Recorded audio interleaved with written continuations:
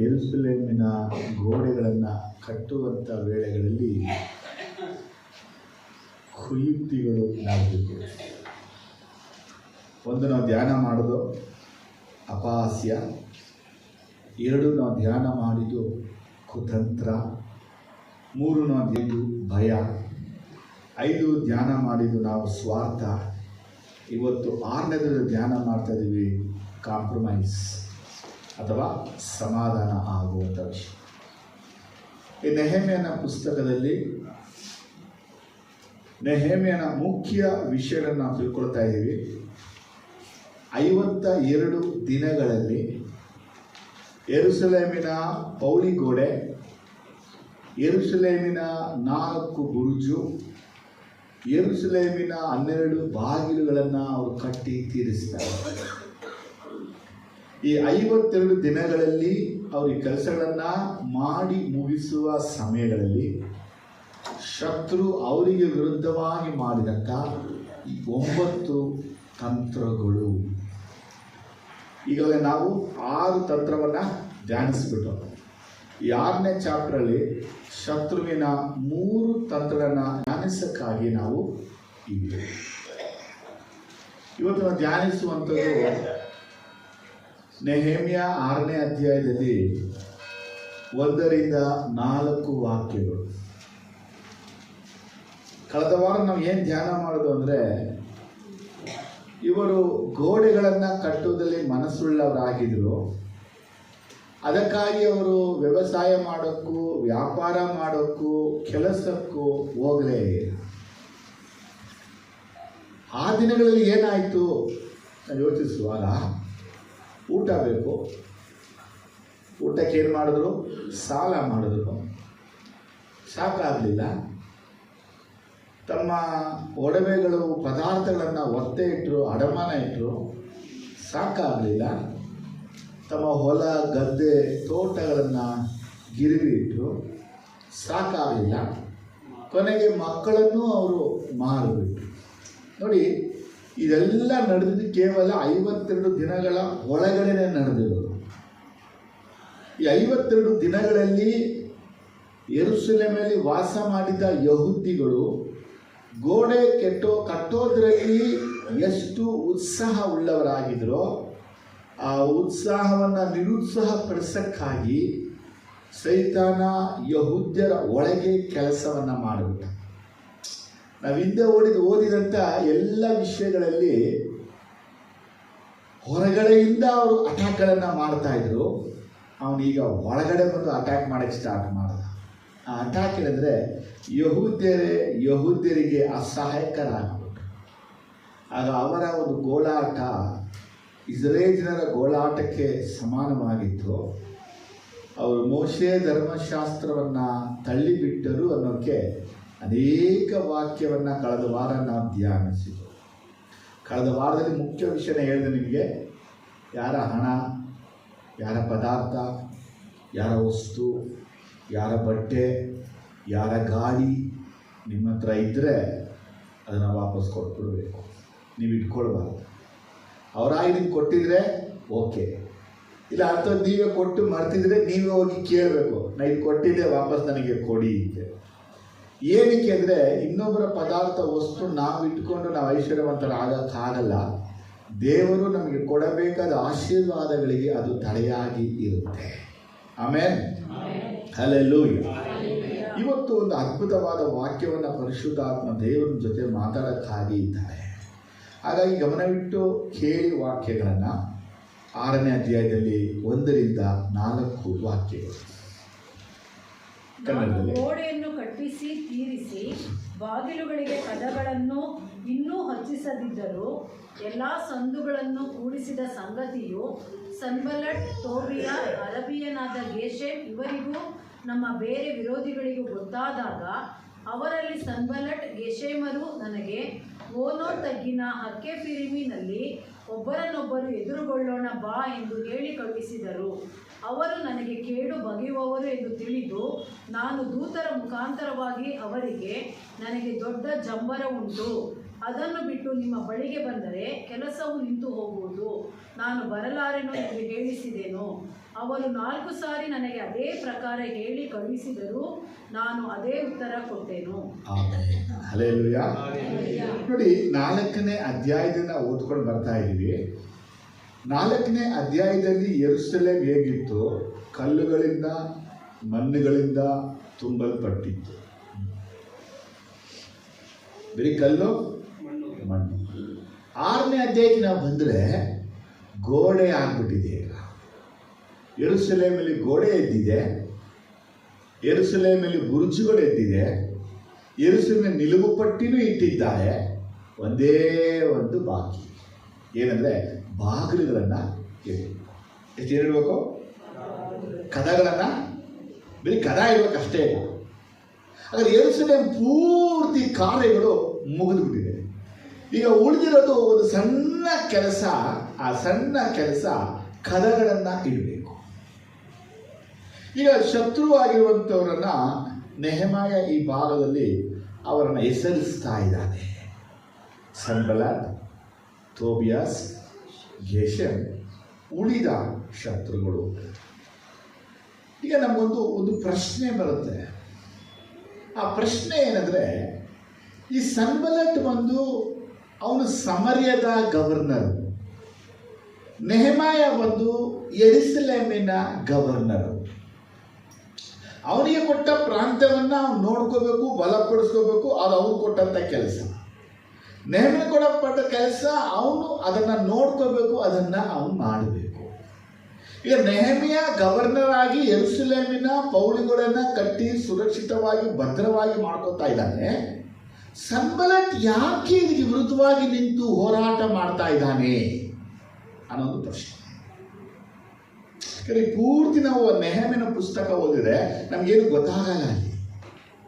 ಆದರೆ ಈ ಒಂದು ವಾಕ್ಯ ನಮಗೆ ಹೇಳಲ್ಪಡ್ತಾ ಇದೆ, ಅವರು ಕದಗಳನ್ನು ಇಡುವಂಥ ಸಮಯದಲ್ಲಿ ಈಗ ಅವನು ಒಂದು ಕಾಂಪ್ರಮೈಸ್ ಮಾಡೋಕ್ಕಾಗಿ ಒಂದು ಹಳ್ಳಿಗೆ ಅವರನ್ನು ಕರೀತಾ ಇದ್ದಾನೆ. ಇಂಗ್ಲೀಷ್ ಚೆನ್ನಾಗಿದೆ. Oh no no, say no to oh no. ಏನೇಳೆ? Say no to oh no. ಈ ಓನೋ ಅನ್ನುವಂಥದ್ದು ಒಂದು ಪ್ಲೇಸಿನ ಹೆಸರು, ಒಂದು ಹಳ್ಳಿಯದು. ಆ ಪ್ರದೇಶ ವಿಶಾಲವಾಗಿದೆ. ಅದು ಯೆರೂಸಲೇಮಿಗೂ ಸಮರ್ಯದಲ್ಲೂ ಮಧ್ಯ ಬರುವಂಥ ಸ್ಥಳ. ಅಲ್ಲಿ ಯಾವ ಜನಗಳು ಓಡಾಡಲ್ಲ, ಅಲ್ಲಿ ಯಾವ ವ್ಯಕ್ತಿಗಳು ಇರಲ್ಲ. ಮಾತ್ರ ಆ ಸ್ಥಳದಲ್ಲಿ ವಿಶ್ರಾಂತಿಯಾಗಿ, ನೆಮ್ಮದಿಯಾಗಿ, ಹಾಯಾಗಿ ಇರ್ಬೋದು ಅಂತ ಪ್ಲೇಸ್ ಅದು. ಈಗ ಸನ್ಬಲ್ಲಟ್, ಟೋಬಿಯಾಸ್, ಗೆಷೆಮ್ ಅವರ ಪ್ಲಾನ್ ಏನಪ್ಪ ಅಂದರೆ, ನೆಹೆಮನಿಗೆ ಲೆಟರ್ ಅನ್ನ ಕಳಿಸ್ತಾ ಇದ್ದಾರೆ. ಎಷ್ಟು ಲೆಟರ್ ಕಳಿಸೋರೆ? 4 ಲೆಟರ್. ಆ 4 ಲೆಟರಲ್ಲಿ ಒಂದೇ ವಿಷಯ ಅಂದರೆ, ಎಲ್ಲಿಗೆ? ಓನೋ ತಗ್ಗಿಗೆ ಬಾ, ನಾವು ಅಲ್ಲಿ ಕುಳಿತು ಮಾತಾಡೋಣ. ಅದೇ ವಿಷಯ. ಇವಾಗ ಈ ಒಂದು ಕಾಂಪ್ರಮೈಸ್ ಮಾಡೋಕ್ಕಾಗಿ ಸನ್ಬಲ್ಲಟ್ ಅವನನ್ನು ಕರೀತಾ ಇದ್ದಾನೆ. ಯೆರೂಸಲೇಮಿನ ಪೌಳಿ ಗೋಡೆಯ ಕಾರ್ಯಗಳೆಲ್ಲ ಎಲ್ಲಿ ತನಕ ಬಂದಿದ್ರೆ ಕದಗಳು ಮಾತ್ರ ಇಡಬೇಕು, ಬೇರೆ ಯಾವ ಕೆಲಸನಿಲ್ಲ, ಅಷ್ಟೇ ಕೆಲಸ ಇರೋದು. ಈಗ ಕದಗಳನ್ನು ಇಟ್ಟು ಬಿಟ್ರೆ ಯೆರೂಸಲೇಮ್ ಗೋಡೆಗಳ ಫುಲ್ ಕವರ್ ಆಗೋಯ್ತಾ ಇಲ್ವಾ? ಮುಗಿದೈತೀಗ. ಈಗ ಪೂರ್ತಿ ಗೋಡೆ ಕಟ್ಟಿದ್ರು ಒಳಗಡೆ ಯಾರು ಬೇಕಾದರೂ ಬರ್ಬೋದು, ಹೊರಗಡೆ ಯಾರು ಬೇಕಾದರೂ ಹೋಗ್ಬೋದು. ಯಾಕೆ? ಏನಿದೆ? ಬಾಗಿಲಿದೆ. ಬಾಗಿಲಿಗೆ ಏನಿಲ್ಲ? ಕದಗಳು ಇಲ್ಲ. ನಾವು 7ನೇ ಚಾಪ್ಟರ್ನ ಓದಿದಾಗ ಈ 7ನೇ ಚಾಪ್ಟರ್ಲಿ 1ನೇ ವಾಕ್ಯ ನೋಡಿ. ಗೋಡೆಯನ್ನು ಕಟ್ಟಿ ತೀರಿಸಿದ ನಂತರ ನಾನು ಕದಗಳನ್ನು ಹಚ್ಚಿಸಿದೆನು. ದ್ವಾರಪಾಲಕರು, ಗಾಯಕರು, ದೇವಿಯರು ನೇಮಿಸಲ್ಪಟ್ಟರು. 3ನೇ ವಾಕ್ಯ. ಬಿಸಿಲು ಬಲಿಯುವುದಕ್ಕಿಂತ ಮೊದಲು ಯೆರೂಸಲೇಮಿನ ಬಾಗಿಲುಗಳನ್ನು ತೆರೆಯಬಾರದು. ಕಾವಲುಗಾರರು ಇನ್ನೂ ಇರುವಷ್ಟರಲ್ಲೇ ಕದಗಳನ್ನು ಮುಚ್ಚಿ ಭದ್ರಪಡಿಸಬೇಕು. ಇದಲ್ಲದೆ ಯೆರೂಸಲೇಮಿನ ನಿವಾಸಿಗಳೊಳಗೆ ಕಾವಲುಗಾರರನ್ನು ಗೊತ್ತು ಗೊತ್ತು ಮಾಡಿರಿ. ಅವರಲ್ಲಿ ಪ್ರತಿಯೊಬ್ಬನನ್ನು ಅವನವನ ಮನೆಯ ಎದುರಿನಲ್ಲಿ ಕಾವಲಿರುವಂತೆ ನೇಮಿಸಬೇಕು ಎಂದು ಆಜ್ಞಾಪಿಸಿದೆನು. ಈ 7ನೇ ಚಾಪ್ಟರ್ 1-3 ವಾಕ್ಯ ಏನ್ ಹೇಳುತ್ತೆ ಅಂತ ಕೇಳಿದ್ರೆ, ನೆಹೆಮಾಯ ಯೆರೂಸಲೇಮಿನಲ್ಲಿ ವಾಸ ಮಾಡುವ ಜನಗಳ ಸಂಖ್ಯೆಯನ್ನು ಎಣಿಸಿದ. ಯಾವ ಸಂಖ್ಯೆ? ಗಂಡಸರು ಎಷ್ಟಿದ್ದಾರೆ, ಹೆಂಗಸರು ಎಷ್ಟಿದ್ದಾರೆ, ಮಕ್ಕಳು ಎಷ್ಟಿದ್ದಾರೆ, ಕಾವಲುಗಾರರು ಎಷ್ಟಿದ್ದಾರೆ, ಲೆಕ್ಕವನ್ನು ಹಾಕಿಬಿಟ್ಟಿದ. ಈ ಲೆಕ್ಕವನ್ನು ಯಾಕೆ ಹಾಕಿದ ಅಂತ ಕೇಳಿದ್ರೆ, ಸೂರ್ಯ ಉದಯ ಆದ ಮೇಲೆ ಬಾಗಿಲು ತೆರಿಬೇಕು. ಸೂರ್ಯ ಮುಳುಗಕ್ಕಿಂತ ಮುಂಚೆ, ಕಾವಲುಗಾರರು ಚೇಂಜ್ ಆಗೋಕ್ಕಿಂತ ಮುಂಚೆ ಬಾಗಿಲನ್ನು ಮುಚ್ಚಬೇಕು. ಯಾಕಂದ್ರೆ ಯಾವ ಶತ್ರು ಒಳಗಡೆ ಬರಬಾರದು. ಅದಕ್ಕಾಗಿ ನೆಹೆಮ್ಯ ಏನ್ ಮಾಡೋದಂದ್ರೆ, ಯೆರೂಸಲೇಮಿನಲ್ಲಿರುವಂತ ಜನಸಂಖ್ಯೆಯನ್ನ ಕಾಲೇಶುಮಾರಿಯನ್ನ ಮಾಡಿ ಲೆಕ್ಕಾಚಾರವನ್ನು ಇಟ್ಕೊಂಡಿದ್ದಾನೆ. ಅದು 7ನೇ ಚಾಪ್ಟರ್ ಬರೋದು. ನೀವು ಅವನ ಲೆಕ್ಕನ ಹಾಕಿಟ್ಟಿರ್ತಾನೆ, ಜನಗಳೆಲ್ಲ ಸಂಖ್ಯೆ ಬರೆದಿರಿ. ಇನ್ನು ಏಕೆ ಕಾಲೇಶುಮಾರಿ ಮಾಡಬೇಕಾಗಿತ್ತು ಅಂದ್ರೆ, ಯೆರೂಸಲೇಮಿನಲ್ಲಿ ವಾಸ ಮಾಡುವಂತ ಜನಗಳು ಇಷ್ಟಿದ್ದಾರೆ ಅಲ್ಲಿ. ಈಗ ಈ ಜನಗಳ ಸಂಖ್ಯೆಯನ್ನು ಅವನು ಯಾಕೆ ಮಾಡಿಟ್ಟಂದ್ರೆ, ಒಬ್ಬನಾದರೂ ಸೂರ್ಯ ಮುಳುಗಕ್ಕಿಂತ ಮುಂಚೆ ಮೇಲೆ ಬರಂಗಿಲ್ಲ, ಮುಳುಗಕ್ಕಿಂತ ಮುಂಚೆನೆ ಬರಬೇಕು. ಅವರವರ ಮನೆಯಲ್ಲಿ, ಅವರವರ ಕುಟುಂಬದಲ್ಲಿ ಯಾರೆಲ್ಲ ಇನ್ನೂ ಬಂದಿಲ್ವೋ ಅವರು ರಿಪೋರ್ಟ್ ಅನ್ನು ಕೊಟ್ಟು ಅವ್ರ ಮನೆಗೆ ಬಂದು ಬೇಗ ಸೇರ್ಬಿಡ್ಬೇಕು. ಬಾಗಿಲು ಏನ್ ಮಾಡ್ಬೇಕು? ಮುಚ್ಚಬೇಕು, ಭದ್ರ ಮಾಡ್ಕೋಬೇಕು. ನೆಹೆಮ್ಯ ಇದನ್ನ ಯಾಕೆ ಮಾಡಿದ್ದಾನೆ, ಯಾಕೆ ಮಾಡ್ತಾ ಇದ್ದಾನೆ? 6ನೇ ಚಾಪ್ಟರ್ ನೋಡ್ತೀವಿ, ಕದಗಳು ಇನ್ನೂ ಹಚ್ಚದಿದ್ದರು. 7ನೇ ಚಾಪ್ಟರ್ಲಿ ಹಚ್ಚಿಸಿದೇನು ಅಂತ ಒಂದು ಚಾಪ್ಟರ್ ಗ್ಯಾಪ್ ನೋಡಿ. ಕದಗಳು, ಬಾಗಿಲು ಎಲ್ಲ ಏನಾಗ್ಬಿಟ್ರು, ಮುಚ್ಚಿಬಿಟ್ರು. ಒಂದು ವಿಷಯ, ಈ ಸನ್ಬಲತ್ ಯಾಕೆ ಇಂಥ ಕುಯುಕ್ತಿಗಳನ್ನೆಲ್ಲ ಮಾಡ್ತಾ ಇದ್ದಾನೆ, ಏನಕ್ಕೆ ಮಾಡಬೇಕು? ಅದಕ್ಕೆ ಒಂದೇ ಒಂದು ಉದಾಹರಣೆ. ಇವನು ಗವರ್ನರ್ ಆದ ನಿಮಿತ್ತ ಜನಗಳಿಂದ ಟ್ಯಾಕ್ಸ್ ಅನ್ನ ವಸೂಲಿ ಮಾಡ್ತಾ ಇದ್ದ. ಜನಗಳಿಂದ ಟ್ಯಾಕ್ಸ್ ವಸೂಲಿ ಮಾಡಕ್ಕೆ ಅವನಿಗೆ ಆರಾಮಾಗಿತ್ತು, ಗೋಡೆ ಕಟ್ಟದ ಇದ್ದ ನಿಮಿತ್ತವಾಗಿ. ಯೆರೂಸಲೇಮ್ ಜನಗಳಿಂದಲೂ ಅವನೇನ್ ಮಾಡ್ತಾ ಇದ್ದ, ಹಣವನ್ನ ಲೂಟಿ ಮಾಡ್ತಾ ಇದ್ದ. ಸಮರದಿಂದಲೂ ಅವನ ಹಣವನ್ನ ಲೂಟಿ ಮಾಡ್ತಾ ಇದ್ದ. ಯೆರೂಸಲೇಮಿಗೆ ಸುರಕ್ಷಿತ ಭದ್ರತೆ ಆಗ್ಬಿಟ್ರೆ, ಯೆರೂಸಲೇಮ್ ಜನರ ಒಳಗಿಂದ ಇವನು ಹಣವನ್ನ ಲೂಟಿ ಮಾಡಕ್ಕೆ ಆಗಲ್ಲ. ಅದಕ್ಕಾಗಿ ನಾನು ಪ್ರಯತ್ನದ ಮೇಲೆ ಪ್ರಯತ್ನವನ್ನ ಪಟ್ಟ ಈ ಒಂದು ದೇವರ ಕಾರ್ಯಗಳಿಗೆ ವಿರುದ್ಧವಾಗಿ ನಿಲ್ಲಕ್ಕೆ. ನಿಮ್ಗೆ ಅರ್ಥ ಇದ್ರೆ ವಿಷಯವನ್ನ? ಆಮೇಲೆ ಅಲ್ಲೆಲ್ಲೂಯ್ಯ. ಮೊದಲನೇ ವಿಷಯ ಏನಂದ್ರೆ, ಈ ಕದಗಳ ವಿಚಾರವನ್ನ ಬಂದಾಗ ಮೊದಲನೇ ಇಟ್ಟಿಗೆನ ಇಟ್ಟು ಮೊದಲನೇ ಗೋಡೆನ ಕಟ್ಟೋದ ಒಂದು ಉತ್ಸಾಹ, ಒಂದು ಓರೆ, ಒಂದು ಭಾರ ಏನಿತ್ತೋ, ಕೊನೆ ಕೆಲಸಗಳು ಬಂದಾಗ ಭಾರ ಕಡಿಮೆ ಆಗ್ಬಿಡುತ್ತೆ. ಇಷ್ಟೇ ತಾನೇ ಕೆಲಸ, ಆಮೇಲೆ ಮಾಡೋಣ. ಸಣ್ಣ ಕೆಲಸ ತಾನೆ, ನಾಳೆ ಮಾಡ್ಕೋಬಹುದು. ಚಿಕ್ಕ ಕದ ತಾನೆ, ಇನ್ನೊಂದಿನ ಇಟ್ಕೋಬಹುದು ಅನೇಕರಲ್ಲಿದೆ. ಆದರೆ ನೆಹೆಮಾಯ ಎಂತ ಮನುಷ್ಯನಾಗಿದೆ ಅಂದ್ರೆ, ಒಂದು ಕದವನ್ನ ಅವನು ನಿಲ್ಲಿಸದೆ ಹೊರಗಡೆ ಹೋಗೋಕೆ ಅವನಿಗೆ ಮನಸ್ಸಿಲ್ಲ. ಈ ಕದ ಅನ್ನುವುದ ವಿಚಾರ ಏನ್ ಮಾತಾಡುತ್ತೆ ಅಂದ್ರೆ, ಪೌಲ ಎಫೆಸಲ್ಲಿ ಹೇಳ್ತಾನೆ 4:27 ಸೈತಾನಿಗೆ ಅವಕಾಶವನ್ನ ಕೊಡಬೇಡಿರಿ ಅಂತಾನೆ. ಒಂದು ಸ್ಮಾಲ್ ಡೋರ್ ಓಪನ್ ಆದ್ರೆ ಸೈತಾನ ಕ್ರಿಯೆ ಮಾಡಕ್ಕೆ, ಯಾಕಂದ್ರೆ 1 ಪೇತ್ರ 5:8 ಹೇಳುತ್ತೆ, ಸೈತಾನನು ಯಾರನ್ನ ನುಂಗಲಿ ಅಂತ ಹೇಳಿ ಮಾಡ್ತಾ ಇದ್ದಾನೆ, ತಿರುಗಾಡ್ತಾ ಇದ್ದಾನೆ. ಅವನಿಗೆ ಅವಕಾಶವನ್ನ ಕೊಟ್ರೆ ಅವನು ಹೊರಗಡೆ ಬಂದು ಏನ್ ಮಾಡಿಬಿಡ್ತಾನೆ, ಎಲ್ಲವನ್ನ ಹದಗೆಟ್ಟು ಹಾಳು ಮಾಡಿ ನಾಶ ಅವನು ಮಾಡಿಬಿಡ್ತಾನೆ. ಹೀಗೆ ಅವನು ಒಳಗಡೆ ಬಂದು ಹದಗೆಟ್ಟು ಎಲ್ಲವನ್ನ ನಾಶ ಪಡಿಸ್ತಾನೆ ಅನ್ನೋದನ್ನ ಯಾರು ಗೊತ್ತು? ನೆಹೆಮನಿಗೆ ಗೊತ್ತು. ಹಾಗಾಗಿ ಅವನೇನ್ ಮಾಡ್ತಾನೆ, ಕದವು ಪೂರ್ತಿಯಾಗಿ ಮುಚ್ಚುವ ತನಕ ಅವನು ಯಾವ ಕಾಂಪ್ರಮೈಸ್ಗೂ, ಯಾವ ವ್ಯಕ್ತಿಯ ಬಳಿಗೂ, ಯಾವ ವ್ಯವಹಾರಕ್ಕೂ ನೆಹೆಮಿಯ ಹೋಗಲೇ ಇಲ್ಲ. ಈ 1-4 ವಾಕ್ಯಗಳಲ್ಲಿ ನಾವು ತಿಳಿಯುವಂತ ಅನೇಕ ವಿಷಯಗಳಲ್ಲಿ ಮೊದಲನೇ ವಿಚಾರ ತಿಳ್ಕೊಳ್ತೀವಿ. ನಮ್ಮ ದೇವರು ಯಾರು ಅಂದ್ರೆ, ಯೆರೂಸಲೇಮಿನ ಬಿದ್ದು ಹೋದ ಗೋಡೆಯನ್ನು ಕಟ್ಟಿದ್ದಾನೆ. ಆತನ ಕರುಣೆ, ದಯೆ.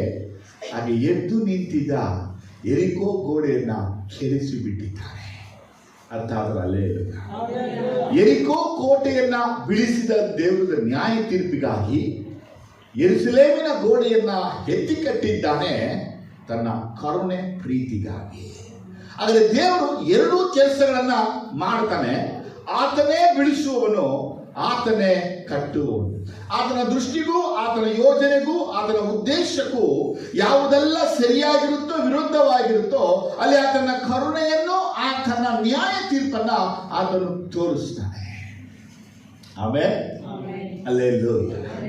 ನಂಬರ್ 1 ಏನು ಒಂದು ನೆಹೆಮ್ಯನನ್ನ ಅವರು ಒಂದು ಹಳ್ಳಿ, ಓನೋ ಹಳ್ಳಿಗೆ ಕರೀತಾ ಇದ್ದಾರೆ. ಈ ಓನೋ ಹಳ್ಳಿಗೆ ಕರೆಯುವಂತ ಉದ್ದೇಶ ಏನು? ಈ ಸನ್ಬಲ್ಲಟ್ ಅನ್ನುವಂಥ ಒಬ್ಬ ಮನುಷ್ಯ ಎಂತ ಮನುಷ್ಯ ಅಂತ ಕೇಳಿದ್ರೆ, ಅಂದು ಫರೋಹ ರಾಜ ಮೋಶೆಯನ್ನ ವಿರೋಧಿಸಿದ ಹಾಗೆ ಹಾಮಾನ್ ಯಹೂದಿಗಳನ್ನ ವಿರೋಧಿಸಿದ ಹಾಗೆ ಈ ಸನ್ಬಲ್ಲಟ್ ಈ ನೆಹೆಮ್ಯನನ್ನ ವಿರೋಧಿಸುವ ಒಬ್ಬ ಮನುಷ್ಯನಾಗಿ ಇದ್ದ. ನಾವು ಯಾರನ್ನ ವಿರೋಧಿಸ್ತೀವಿ, ಯಾಕೆ ವಿರೋಧಿಸ್ತೀವಿ, ಏನಕ್ಕೆ ವಿರೋಧಿಸ್ತೀವಿ ಅನ್ನೋದು ಒಂದು ವಿಚಾರವನ್ನ ಫಸ್ಟ್ ತಿಳ್ಕೊಳ್ಬೇಕು. ಫರೋಹನು ಮೋಶೆನ ವಿರೋಧಿಸ್ತಾ ಇದ್ದಾನೆ. ಅದೇ ಫರೋಹ ಮೋಶೆನ ವಿರೋಧಿಸುವ ಹಿನ್ನೆಲೆ ಏನಪ್ಪಾ ಅಂದ್ರೆ, ಮೋಶೆ ದೇವರಿಂದ ಕಳಿಸಲ್ಪಟ್ಟಿದ್ದಾನೆ ಜನಗಳನ್ನ ಬಿಡುಗಡೆ ಮಾಡಕ್ಕೆ ಆಗಿ. ಫರೋಹನಿಗೆ ಅದು ಗೊತ್ತಿಲ್ಲ. ಹಾಮಾನ್ ವಿರೋಧಿಸ್ತಾ ಇದ್ದಾನೆ ಈ ಯಹೂದಿ ಜನಗಳನ್ನ. ಆದರೆ ಅವನಿಗೆ ಸರಿಯಾಗಿ ಗೊತ್ತಿಲ್ಲ, ಅವನಿಗೆ ಈ ಜನರಿಗೆ ವಿರುದ್ಧವಾಗಿ ಗೆದ್ರೆ ನನಗೇನಾಗುತ್ತೆ ಅಂತ. ಈಗ ಸನ್ಬಲ್ಲಟ್ ವಿರುದ್ಧವಾಗಿ ನಿಂತಿದ್ದಾನೆ. ಈ ಯಹೂದ್ಯ ಜನರಿಗೆ ವಿರುದ್ಧವಾಗಿ ನಿಂತರೆ, ವಿರೋಧಿಸಿದ್ರೆ ನನಗೇನಾಗುತ್ತೆ ಅಂತೇಳಿ ಅವನಿಗೇನು ಗೊತ್ತೇ ಇಲ್ಲ. ಏನು ಗೊತ್ತಾಗಲ್ಲ ಅಂತಂದ್ರೆ, ಮನುಷ್ಯ ಸೈತಾನಿಂದ ಉಪಯೋಗಿಸಲ್ಪಡುವಾಗ ಸೈತಾನವರನ್ನ ವಂಚಿಸ್ಬಿಡ್ತಾನೆ. ಅವನ ವಂಚನೆಗೆ ಒಳಗಾದವರು ನಾವೇನ್ ಮಾಡ್ತೀವಿ, ಏನ್ ಹೇಳ್ತೀವಿ ಅಂತ ನಮ್ಗೇನು ಗೊತ್ತೇ ಆಗೋದೇ ಇಲ್ಲ. ಹಾಗೇನೆ ಸನ್ಬಲ್ಲಟ್ ಒಂದು ಫರೋಹನಂತೆ, ಈ ಸನ್ಬಲ್ಲಟ್ ಒಂದು ಹಾಮಾನನಂತೆ ನೆಹೆಮ್ಯನ ದೇವರ ಕಾರ್ಯಗಳಿಗೆ ವಿರುದ್ಧವಾಗಿ ನಿಂತಿದ್ದಾನೆ. ಅವನ ವಿರುದ್ಧವಾಗಿ ನಿಲ್ಲುವಂತ ಮುಖ್ಯ ಉದ್ದೇಶವೇ ಅವನಿಗೆ ಹಣದ ಒಂದು ವಿಚಾರವೇ ಆಗಿತ್ತು. ಆ ಹಣದ ವಿಚಾರವನ್ನ ಮರೆಮಾಚಿಕೊಂಡು ಬೇರೊಂದು ವಿಷಯವಾಗಿ ಅವರ ಮೇಲೆ ಯುದ್ಧವನ್ನ, ತಂತ್ರವನ್ನ, ಯೋಜನೆಗಳನ್ನ, ಉಪಾಯಗಳನ್ನ ನಿರಂತರವಾಗಿ ಮಾಡಿಕೊಂಡೇ ಬರ್ತಾ ಇದ್ದಾನೆ. ಯಾರು? ಈ ಸನ್ಬಲ್ಲಟ್. ಈಗ ಸನ್ಬಲ್ಲಟ್ನ ಒಂದು ಕಾಂಪ್ರಮೈಸ್ಗಾಗಿ ಕರೀತಾ ಇದ್ದಾನೆ. ನೆಹೆಮ್ ಜೊತೆ ಒಂದು ಕಾಂಪ್ರಮೈಸ್ ಮಾಡೋಣ, ಒಂದು ಕಾಂಪ್ರಮೈಸ್ ಮಾಡೋಣ. ಫಸ್ಟ್ ವಿಷಯ ಏನ್ ತಿಳ್ಕೊಳ್ತೀವಿ ಅಂದ್ರೆ, ಏನಿದು ಕಾಂಪ್ರಮೈಸ್? ಅದು ನೆಹೆಮ್ಯ ಹೇಳ್ತಾನೆ, ಅವರು ನನಗೆ ಕೇಡು ಬಗೆಯುವರು ಎಂದು ನಾನು ತಿಳಿದು ಅಂತ ಹೇಳ್ತಾ ಇದ್ದಾರೆ. ಎಲ್ಲಿ ಕರೀತಾ ಇದ್ದಾರೆ? ಈ ಓನೋ ತಗ್ಗಿಗೆ ಕರೀತಾ ಇದ್ದಾರೆ. ಮೊದಲು ನೆಹೆಮ್ಯನು ಸೂಸ ಅಥವಾ ಶೋಷನ್ ಕೋಟೆಯಿಂದ ಯೆರೂಸಲೇಮ್ ಬರುವಾಗ ಅವನ ಜೊತೆ ಸೇನೆ, ರಣವೀರರು ಜೊತೆ ಬಂದರು. ಹೌದಾ ಇಲ್ವಾ? ಈಗ ಅವನು ನೆಹೆಮ್ಯನ ಕರೀತಾ ಇದ್ದಾನೆ, ಬಾ ನಾ ಇಬ್ರು ಓನೋ ಕಡೆಯಲ್ಲಿ ಒಬ್ರಿಗೊಬ್ರು ಸಂಧಿಸಿ ಡಿಸ್ಕಸ್ ಮಾಡಿ ಮಾತನಾಡಿ ಕಾಂಪ್ರಮೈಸ್ ಆಗೋಣ. ನಾನು ಗವರ್ನರ್, ನೀನು ಗವರ್ನರ್. ಆದ್ರೆ ಅವನು ಚೂಸ್ ಮಾಡಿದ ಪ್ಲೇಸು ಓನೋ ಅನ್ನುವಂಥ ಸ್ಥಳ. ಈ ಓನೋ ಅನ್ನುವಂಥ ಸ್ಥಳ ಬೆನ್ಯಾಮೀನರಿಗೆ ಸೇರಿಸಲ್ಪಟ್ಟಂತ ಸ್ಥಳವಾಗಿತ್ತು. ಬೆನ್ಯಾಮೀನರೇ ಕಟ್ಟಿದಂತ ಅದು ಪಟ್ಟಣವೇ ಆಗಿತ್ತು. ಆದರೆ ಅಲ್ಲಿ ನೆಹೆಮ್ಯನನ್ನ ಯಾಕೆ ಕರೀತಾ ಇದ್ದಾನೆ? ನೆಹೆಮ್ಯ ಇರುವಂತ ಯೆರೂಸಲೇಮಿನ ಉತ್ತರ ಭಾಗದಲ್ಲಿ ಸುಮಾರು ಕೆಲವರ ಪ್ರಕಾರವಾಗಿ 18-20 ಕಿಲೋಮೀಟರು, ಕೆಲವರ ಪ್ರಕಾರ 48 ಕಿಲೋಮೀಟರ್ ಸಹ ಹೇಳ್ತಾರೆ. ಇನ್ನು ಕೆಲವು ಹೇಳ್ತಾರೆ ಅಂದ್ರೆ, ಯೆರೆಮೀಯನು ಯೆರೂಸಲೇಮಿನಿಂದ ಓನೋ ಪ್ಲೇಸ್ಗೆ ಹೋಗ್ಬೇಕಂದ್ರೆ 2 ದಿನಗಳು ಬೇಕು. ಹೋಗಕ್ಕೆ 2 ದಿನ, ಬರಕ್ಕೆ 2 ದಿನಗಳು ಬೇಕು. ಆದರೆ ಒಬ್ಬ ಮನುಷ್ಯ ದೇವರ ಕೆಲಸಗಳಲ್ಲಿ ನಿರಂತರಾಗಿರುವವನು, ದೇವರ ಕಾರ್ಯದಲ್ಲಿ ಮಗ್ನರಾಗಿರುವವನು ಈ ಕಾರ್ಯವನ್ನ ಬಿಟ್ಟು 2 ದಿನಗಳ ಪ್ರಯಾಣವನ್ನ ಮಾಡಿ ಓನೋ ತಗ್ಗಲ್ಲಿ ಒಬ್ಬನ ಮೀಟ್ ಮಾಡಿ ಅಲ್ಲಿ ಒಂದು ಕಾಂಪ್ರಮೈಸ್ ಅನ್ನ ಮಾಡಬೇಕು ಅನ್ನೋದು ಅವನಿಗೆ ಇನ್ವಿಟೇಷನ್ಗಳು ಬರ್ತಾನೆ ಇದೆ.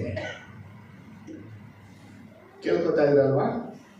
ನೀವು ದೇವರ ಕಾರ್ಯಗಳಲ್ಲಿ ನಿಂತಾಗ ಆ ದೇವರ ಕಾರ್ಯ ಪೂರ್ತಿ ಮುಗಿಯುವ ತನಕ ಯಾವ ಕಾರ್ಯ, ಯಾವ ಕೆಲಸಗಳಿಗೂ ತಲೆ ಹಾಕಬಾರದು.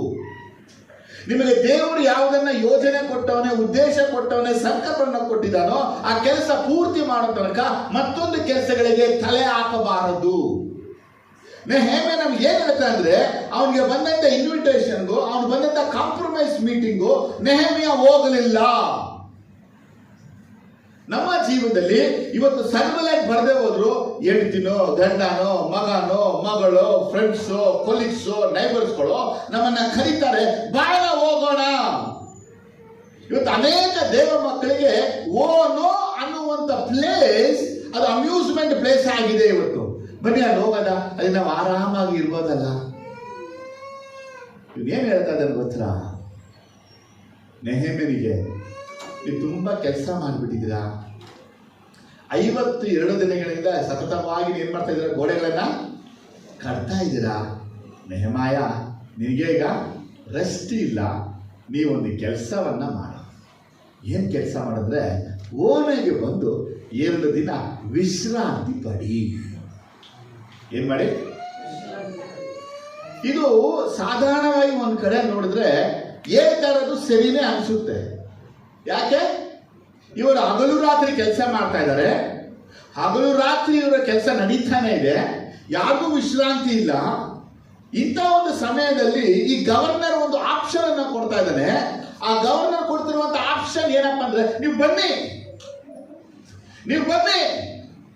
ನೆಹೆಮಾಯ, ನೀವು ಒಬ್ಬರೇ ಬನ್ನಿ, ಬಂದು ಇಲ್ಲಿ ಸ್ವಲ್ಪ ವಿಶ್ರಾಂತಿಯನ್ನ ಪಡಿ. ಏನ್ ಪಡಿಬೇಕಿಲ್ಲ? ಸ್ವಲ್ಪ ಯೋಚನೆ ಮಾಡೋದು. ಇವತ್ತು ಅನೇಕರು ದೇವ್ರ ಯೋಜನೆ, ದೇವ್ರ ಉದ್ದೇಶ, ದೇವ್ರ ಸಂಕಲ್ಪ ಪ್ರಕಟಿಸಲ್ಪಟ್ಟಿರುತ್ತೆ. ಅವ್ರದ್ದು ಸಂಬಲಟ್ ಹೇಗೆ ಕರೆದ್ನೋ ಇವತ್ತು ಅನೇಕರು ಕರೀತಾರೆ. ಏನು ಪ್ರೇಯರು ಯಾವಾಗಲೂ ಹೇಳ್ತಾ ಇರ್ತೀರ, ಬನ್ನಿ ಒಂದು ರೌಂಡ್ ಊಟಿಗೆ ಹೋಗಿ ಬರೋಣ, 2 ದಿನ ಜಾಲಿ ಮಾಡ್ಕೊಬರೋಣ, ನಮಗೆ ಖುಷಿ ಆಯ್ತು. ಕರೆಕ್ಟ್. ಇನ್ನು ಕೆಲವರು ಏನು ಯಾವಾಗಲೂ ಮನೆಯಲ್ಲಿ ಹೆಂಡತಿ ಮಕ್ಕಳನ್ನ ಇಟ್ಕೊಂಡು ಪ್ರೇಯರು ಅಂತಿರ್ತಾರಲ್ಲ, ಬನ್ನಿ ಒಂದು ಗೋವಾಗ ರೌಂಡ್ ಹೋಗಿ ಬರೋಣ.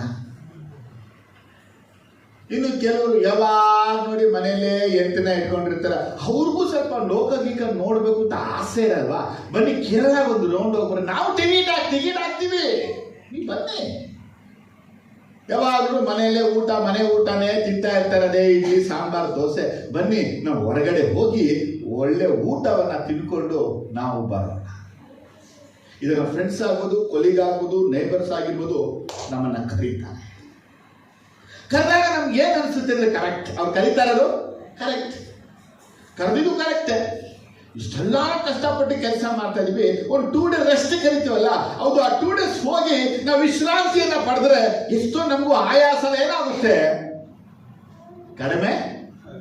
ಆದ್ರೆ ನಮ್ಮ ಜೀವನದಲ್ಲೂ ನೆಹೆಮ್ಯ ಜೀವನ ವ್ಯತ್ಯಾಸ ಏನಪ್ಪಾ ಅಂದ್ರೆ, ನೆಹೆಮ್ಯನು ತನ್ನ ಕೆಲಸವು ಪೂರ್ತಿ ಆಗುವ ತನಕ ಅವರು ದೇವರ ಕಾರ್ಯದಲ್ಲಿ ಮಗ್ನನಾಗಿದ್ದ.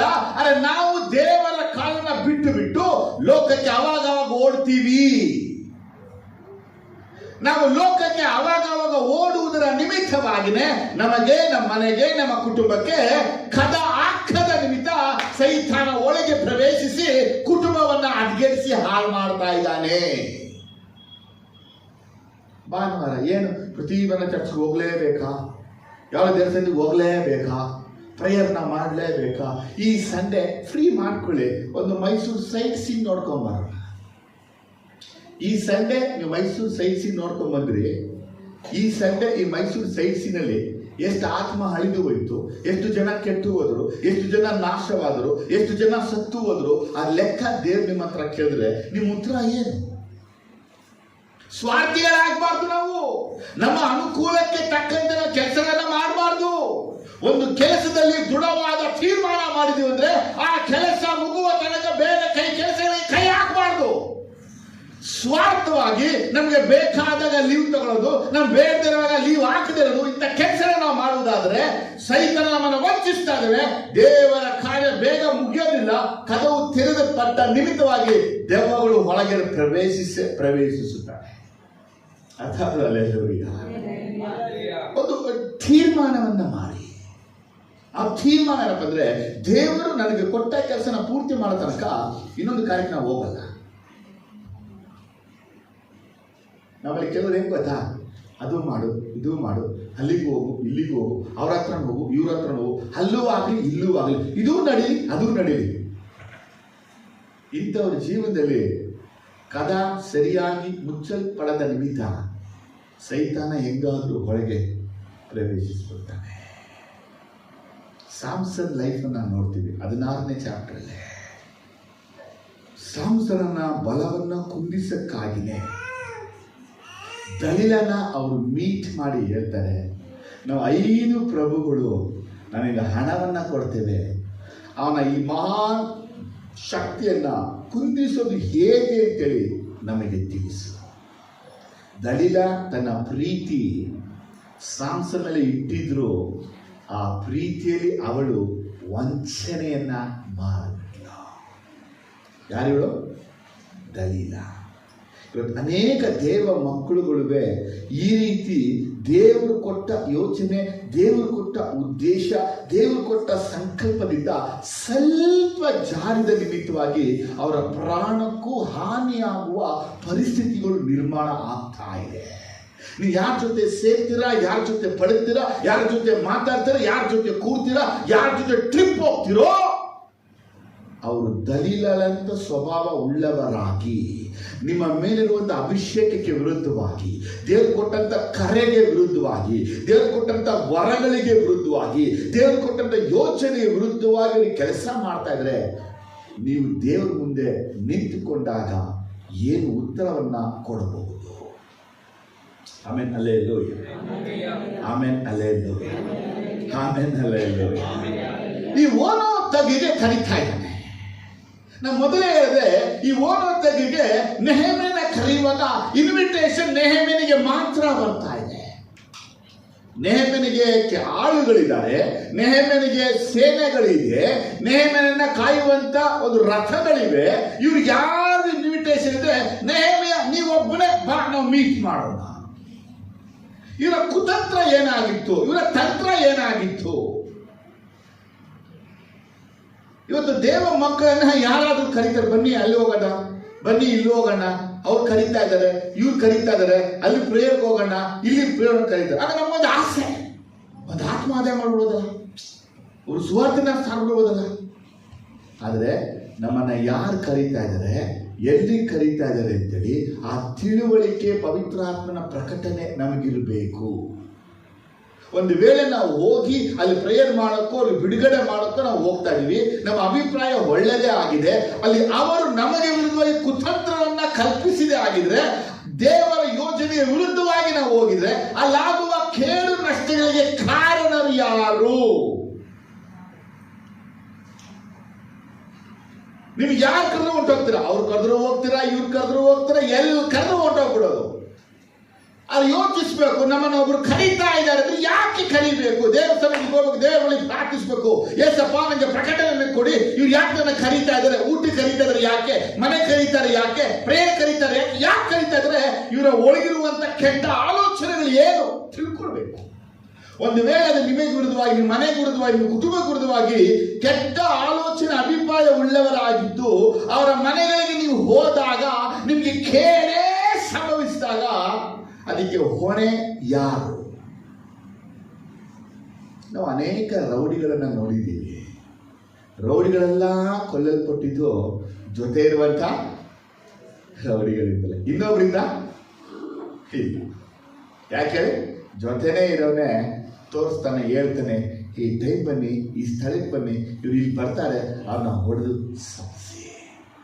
ನಿಮ್ಮ ವಿರುದ್ಧವಾಗಿ ಕಲ್ಪನೆಗಳು, ನಿಮ್ಮ ವಿರುದ್ಧವಾದ ಆಲೋಚನೆಗಳು, ನಿಮ್ಮ ವಿರುದ್ಧವಾಗಿ ಮಾಡುವಂಥ ಕುತಂತ್ರಗಳಿಗೆ ನೀವು ನಿಂತು ಅದನ್ನು ನೀವು ಜಯಿಸಬೇಕಾದ್ರೆ, ಪರಿಶುದ್ಧ ಆತ್ಮ ದೇವರ ಬಳಿ ನೀವು ನಿಕಟ ಸಂಬಂಧವನ್ನು ಬಿಟ್ಟು ನೀವು ಎಲ್ಲಿ ಹೋಗ್ತೀರಾ, ಯಾರ ಜೊತೆ ಸೇರ್ತೀರಾ, ಅವರು ನಿಮಗೆ ಕೇಡು ಮಾಡಕ್ಕೆ ಇದ್ದಾರಾ ಇಲ್ವಾ ಅನ್ನೋದನ್ನ ದೇವರ ಆತ್ಮನಿಂದ ಪರೀಕ್ಷಿಸಿ ತಿಳ್ಕೊಳ್ಬೇಕು. You should ask God and receive the revelation. ದೇವರ ಆತ್ಮನಿಗೆ ಪ್ರಕಟಿಸಬೇಕು. ಹೋಗು ಮಗನೇ, ಅದು ಹೋಗು ಅನ್ನೋ ತನಕ ಹೋಗ್ಕೂಡ್ದು, ವೇಟ್ ಮಾಡಬೇಕು. ಅವ್ರು ಕರೀತಾರೆ, ಅಲ್ಲಿಗೆ ಪ್ರೇರ್ ಹೋಗ್ಬೇಕು, ನಾ ಇಲ್ಲಿಗೆ ಪ್ರೇರ್ ಹೋಗ್ಬೇಕು, ಅಲ್ಲಿಗೆ ಹೋಗ್ಬೇಕು, ಇಲ್ಲಿಗೆ ಹೋಗ್ಬೇಕು, ಅದೆಲ್ಲ ತೆಗೆದೆಸಿಬೇಕು. ಮೊದಲು ನಮ್ಮ ವಿಷಯ ದೇವರ ಯೋಚನೆಯನ್ನ ಮಾಡು. ನೆಹೆಮೀಯನ ಜೀವನದಲ್ಲಿ ಓನೋ ತಗ್ಗಿಗೆ ಸನ್ಬಲಾಟ್ ಕರೀತಾ ಇದ್ದಾನೆ. ನೆಹೆಮೀಯನ ಆನ್ಸರ್ ಇಸ್ ನೋ. ಇವತ್ತು ನಿಮ್ಮ ಜೀವನದಲ್ಲಿ ಈ ಭಾನುವಾರ ನಿಮಗೆ ಮದುವೆ ಕರೀತಾರೆ, ಗೃಹ ಪ್ರವೇಶ ಕರೀತಾರೆ, ಮುಂಜಿಗೆ ಕರೀತಾರೆ, ಎಲ್ಲಿಗೋ ಕರೀತಾರೆ, ನೀವು ಹೋಗ್ಬೇಕು, ಅಲ್ಲಿಗೆ ನೀವು ಹೋಗಲೇಬೇಕು. ನಿಮ್ಗೆ ದೇವರ ಕೆಲಸಕ್ಕಿಂತ ಒಬ್ಬ ಮನುಷ್ಯನ ಮೆಚ್ಚಿ ತುಂಬಾ ಇಷ್ಟ. ನಿಮ್ಗೆ ಒಂದು ಮದುವೆ ಮಿಸ್ ಮಾಡಬಾರ್ದು, ಒಂದು ಇದು ಮಿಸ್ ಮಾಡಬಾರ್ದು, ಸಭೆ ಮಾತ್ರ ಮಿಸ್ ಮಾಡಬಹುದು, ಸಭೆ ಕೂಡ ಮಿಸ್ ಮಾಡ್ಕೊಂಡ್ಬಿಡ್ಬೋದು. ಏಸಮ್ಮ ನೀನ್ ನಂಬಿಟ್ಟು ಕೆಲಸವನ್ನ ಕೊಟ್ಟವರಲ್ಲ, ಈ ದೇವ್ರ ರಾಜ್ಯ ದುಡಿಯಕ್ಕಾಗಿ, ಈ ರಾಜ್ಯವನ್ನ ಕಟ್ಟಕ್ಕಾಗಿ ಇವತ್ತು ನೀ ದೇವ್ರ ಕೆಲಸ ಮಾಡಿಲ್ವಲ್ಲ, ಆ ದೇವರಿಗೆ ಉತ್ತರ ಏನು? ಅವ್ರು ಬೇಜಾರು ಮಾಡ್ಕೋತಾರೆ. ಬ್ರದರ್, ಮಾಡ್ಕೊಳ್ಳಿ. ಒಬ್ಬ ಮನುಷ್ಯ ಬೇಜಾರು ಮಾಡ್ಕೊಂಡ್ರೆ ನಿಮ್ಗೇನು ಆಗಲ್ಲ. ದೇವ್ರು ಬೇಜಾರು ಮಾಡ್ಕೊಂಡ್ರೆ ಬಂದಾಗ ಒಂದು ಹಾಡನ್ನ ಹೇಳಿದೆ,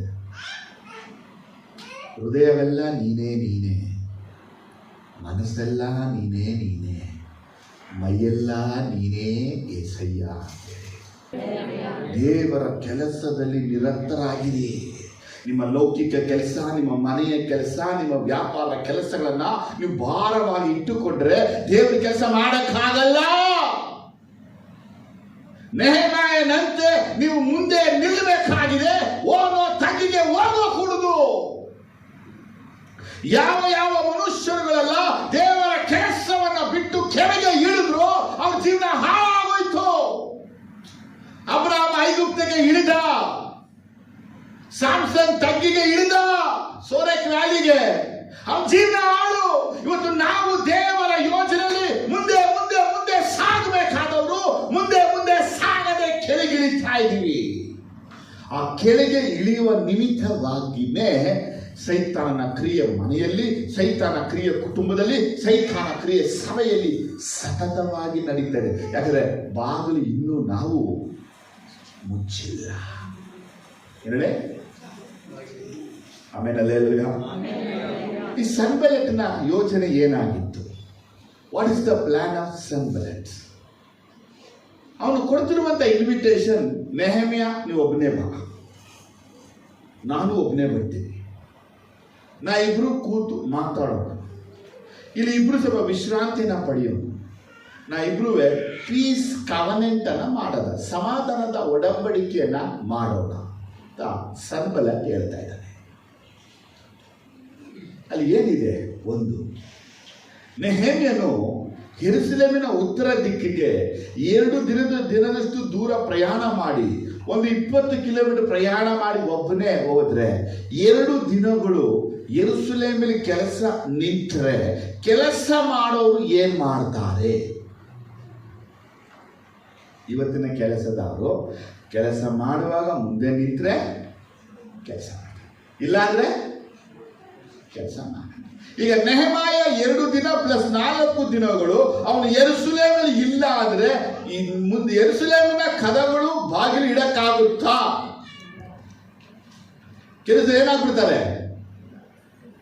ನೆಕ್ಸ್ಟ್ ಏನ್ ಮಾಡೋ ಗೊತ್ತಿಲ್ವಲ್ಲ, ನಾವು ಹಂಗೇನೆ. ನೆಕ್ಸ್ಟ್ ಏನ್ ಕದ ಇಡೋ ಗೊತ್ತಿಲ್ವಲ್ಲ, ಇಲ್ಲಿ ಯಾವ್ದಿಡೋ ಗೊತ್ತಿಲ್ವಲ್ಲ. ಸರಿ, ಅವ್ರು ಬಂದ ಮೇಲೆ ನಾವೇನ್ ಮಾಡೋದ ಕೆಲಸವನ್ನ. ಆಗ ಸಮಯ ಏನಾಯ್ತು? ಯಾರ ಉಪಯೋಗ ಆಗ್ತಾ ಇದೆ? ಎರಡನೇ ಯೋಚನೆ ಏನಪ್ಪಾ ಅಂದ್ರೆ, ನೆಹೆಮಾಯನ ಕಿಡ್ನಾಪ್ ಮಾಡಬೇಕು ಅಂತ ಆಲೋಚನೆ ಮಾಡಿದ್ರು. ಏನ್ ಮಾಡ್ಬೇಕು? ನೆಹೆಮಾಯನ ಕಿಡ್ನಾಪ್ ಮಾಡಿಬಿಟ್ರೆ ಜನಗಳೆಲ್ಲ ನಿರುತ್ಸಾಹ ಒಳಗಾಗ್ತಾರೆ. ನೆಹೆಮ್ಯ ಬಂದಿಲ್ಲ, ನೆಹೆಮ್ಯ ಬಂದಿಲ್ಲ, ನೆಹೆಮ್ಯ ಬಂದಿದ್ದಲ್ಲಿ ಕಾದಿರ್ತಾರೆ. ಈ ಜನ ಇಲ್ಲಿಂದ ಅಲ್ಲಿಗೆ 2 days ಪ್ರಯಾಣ ಮಾಡಕ್ಕಿಂತ ಈ ಸ್ಥಳದ ಬೇರೊಂದು ಸ್ಥಳಕ್ಕೆ ನೆಹೆಮ್ಯನ ನಾವು ಕರ್ಕೊಂಡೋಗಿ ಬಚ್ಚಿಟ್ಬಿಡ್ಬೇಕು.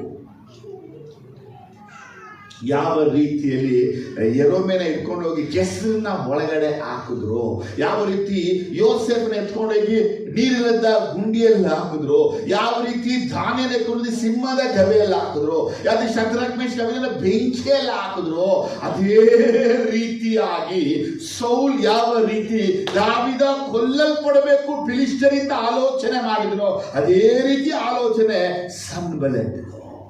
ಈಗ ನೋಡಿ, ದೇವರ ಯೋಜನೆ ನಿಮ್ಮ ಮೇಲೆ ಇದೆ. ಈ ಕೆಲಸ ನೀವು ಮಾಡ್ತಾ ಇದ್ದೀರಾ.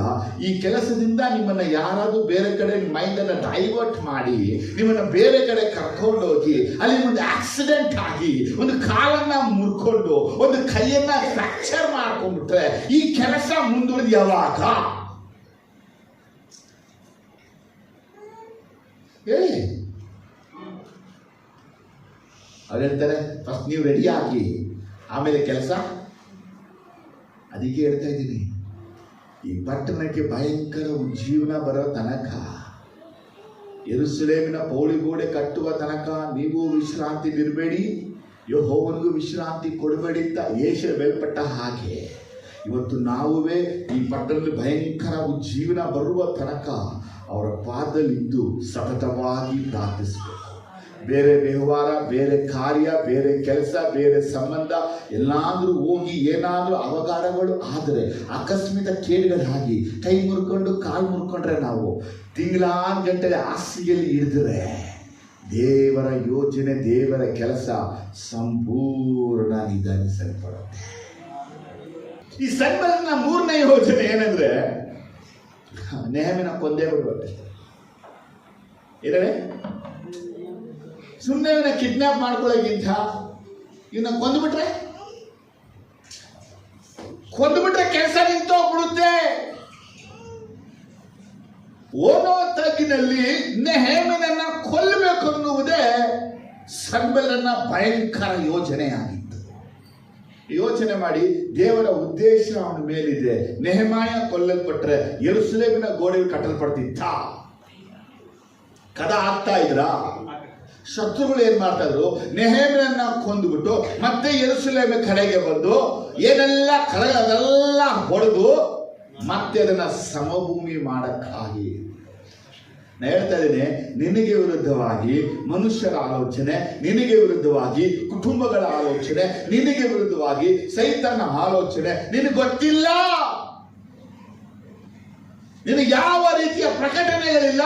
What is the plan of Satan? ಸೈತಾನ ನಿನ್ನ ಜೀವನದಲ್ಲಿ ಏನ್ ಕುತಂತ್ರವನ್ನ ಇಟ್ಟಿದ್ದಾನೆ? ನಿನಗೆ ಹಣ ಕೊಡ್ಬೋದು, ವಿದ್ಯೆ ಕೊಡ್ಬೋದು, ಕೆಲಸ ಕೊಡ್ಬೋದು, ಮಕ್ಕಳು ಕೊಡ್ಬೋದು, ಮನೆ ಕೊಡ್ಬೋದು, ಅಂತಸ್ತು ಕೊಡ್ಬೋದು. ಇವುಗಳ ಹಿಂದೆ ಏನೊಂದು, ನೀ ದೇವರ ಕಾರ್ಯ ಮಾಡ್ಕೋದು, ನೀ ದೇವರಲ್ಲಿ ನಿಲ್ಬಾರ್ದು. ದೇವ್ರ ಮಕ್ಕಳು ನೋಡಿ, ದೇವ್ರ ದಿನನೇ ಕೆಲಸ, ದೇವ್ರ ದಿನನೇ ವ್ಯಾಪಾರ, ದೇವ್ರ ದಿನಾನೇ ಸಂಬಂಧಗಳ ಒಂದು ಸಡಗರ, ದೇವ್ರ ದಿನಾನೇ ಹೊರಗಡೆ ಸಂಬಂಧಿಗಳೆಲ್ಲ ಬರೋದು. ಯಾಕೆ ಅವತ್ತೇ ಬರ್ತಾರೆ? ಸೋಮವಾರ ಟೈಮ್ ಇಲ್ವ ಅವರಿಗೆ? ಯಾಕಂದ್ರೆ ನೀ ದೇವರ ದಿನ ಆಚರಿಸಬಾರದು ಅನ್ನುವ ಉದ್ದೇಶ. ಈಗ ಯೋಚಿಸಿ, ನಿಮ್ಮ ಮೇಲೆ ದೇವರ ಯೋಜನೆ ಇದೆ, ದೇವರು ಕೊಟ್ಟಂತ ಕೆಲಸ ನಿಮಗಿದೆ.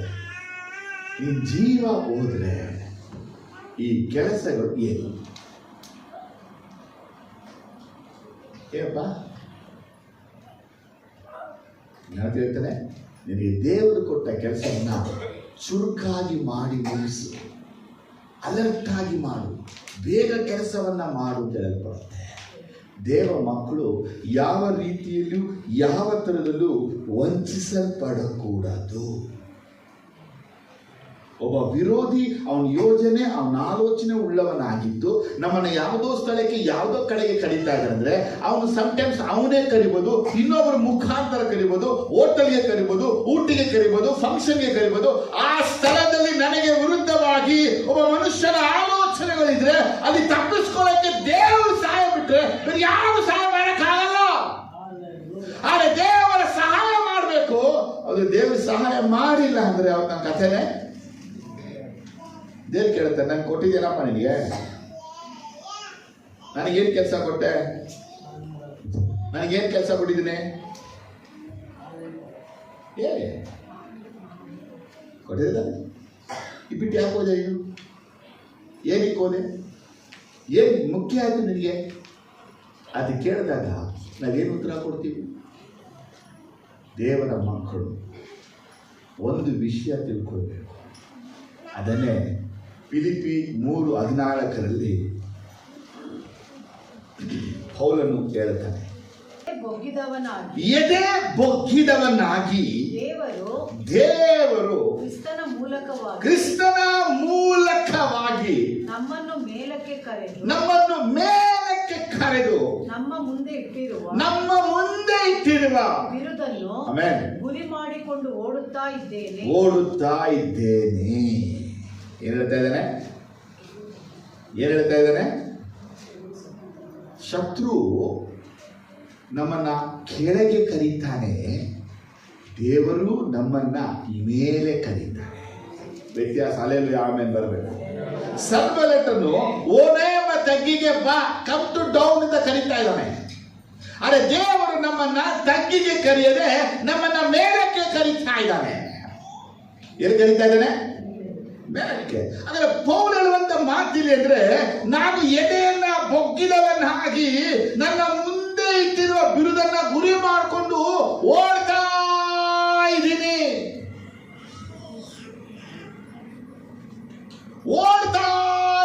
ಯಾಕೆ ಪೌಲ್ ಹಾಗೆ ಹೇಳ್ತಾ ಇದ್ದಾನೆ? ವಾಟ್ ಈಸ್ ದ ರೀಸನ್ ಅಂದ್ರೆ, ಅವನು ದೇವರ ಇಟ್ಟಂತ ಗುರಿಯನ್ನ ಬಿಟ್ಟರೆ, ದೇವರ ಟ್ರ್ಯಾಕ್ ಅನ್ನ ಬಿಟ್ಟು ಅವನು ಎದೆಯನ್ನ ಎತ್ತಿಕೊಂಡು ಬೇರೆ ಕಡೆಗೆ ಕಣ್ಣನ್ನ ಇಟ್ಟುಕೊಂಡು ಓಟವನ್ನ ಹೊಡೆದ್ರೆ ದೇವರ ಯೋಜನೆಯನ್ನು ಮಾಡಕ್ಕಾಗಲ್ಲ. ನಿಮ್ಮ ಪ್ರತಿಯೊಬ್ಬರಲ್ಲಿ ಯೇಸು ಕ್ರಿಸ್ತನ ಯೋಜನೆ ಇದೆ. ನಿಮ್ಮ ಪ್ರತಿಯೊಬ್ಬರಲ್ಲಿ ಯೇಸು ಕ್ರಿಸ್ತನ ಕರೆ ಇದೆ.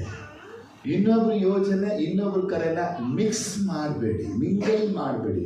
ನಿಮ್ಮ ಟ್ರ್ಯಾಕಲ್ಲಿ ನೀವು ಹೋಗಿ. ಸೊ ವಾಟ್ ಸೇಸ್, ದೇವರು ನಮ್ಮನ್ನ ಮೇಲಕ್ಕೆ ಕರೆದ. ಎಲ್ಲ ಹೇಳಿ. ಶತ್ರು ಎಲ್ಲಿ ಕರೀತಾನೆ? ಈಗ ನಾವು ಕೆಳಗೆ ಹೋಗ್ಬೇಕಾ ಮೇಲಕ್ಕೆ ಹೋಗ್ಬೇಕಾ? ಎಲ್ಲ ಕರೆಕ್ಟಾಗಿ ಹೇಳ್ಬಿಟ್ರೆ ಎಲ್ಲಿಗೆ ಓಡಬೇಕು? ಈ ವಾಕ್ಯದಲ್ಲಿ ಹೇಳ್ತಾ ಇದ್ದೇನೆ, ನಾವು ಓಡುತ್ತಾ ಇದ್ದೀವಿ. ಎಲ್ಲ ಹೇಳಿ. ನಾವು ಎಲ್ಲರೂ ನಾವು ಓಡುತ್ತಾ ಇದ್ದೀನಿ. ಎಲ್ಲಿ ಓಡ್ತಾ ಇದ್ದೀನಿ? ಮೇಲಕ್ಕೆ. ಆ ಗುರಿ ಇಟ್ಕೊಂಡು. ಆದರೆ ನಿಮ್ಮ ಜೀವನದಲ್ಲಿ, ನನ್ನ ಜೀವನದಲ್ಲಿ ದೇವರ ಉದ್ದೇಶ, ದೇವರ ಪ್ರಕಟಣೆ ಏನಿದೆಯೋ ಅದರಿಂದ ನಾವು ಓಡಬೇಕು. ಅದರಿಂದ ಓಡಿ ಅದು ಕರೆಗಾಣಿಸ್ಬೇಕು. ಅದನ್ನ ಬಿಟ್ಟು ನಾವು ನಮ್ಮ ಓಟವನ್ನ ಬಿಟ್ಟು ಕೆಳಗೆ ಇಳಿಬಾರ್ದು. ನಾವು ಯಾವಾಗೆಲ್ಲ ಕೆಳಗೆ ಇಳಿತೀವೋ ನಮಗೆ ಸಮಸ್ಯೆಗಳು, ನಾವು ಕೆಳಗೆ ಯಾವಾಗ ಇಳಿತೀವೋ ನಮಗೆ ಸಮಸ್ಯೆಗಳು ಖಂಡಿತ ಬರುತ್ತೆ. ಅಬ್ರಾಹ್ಮನ ಕಾಲದಲ್ಲಿ ಭಯಂಕರವಾದ ಬರ ಬಂತು. ಅವನು ಐಗುಪ್ತಕ್ಕೆ ಇಳಿದ, ಫರೋ ರಾಜ ಹಿಡಿದ. ಇವಳು ಯಾರು? ತಂಗಿ, ನನಗೆ ಹೆಂಡತಿ ಆಗಬೇಕು ಅಂತ. ದೊಡ್ಡ ಸಮಸ್ಯೆ ಯಾರಿಗೆ? ಅಬ್ರಾಹ್ಮನಿಗೆ. ಅವನು ಯಾವಾಗೆಲ್ಲ ಸೌತ್ಗೆ ಹೋಗ್ತಾನೋ ಅವನ ಜೀವನದಲ್ಲಿ ಸಮಸ್ಯೆ.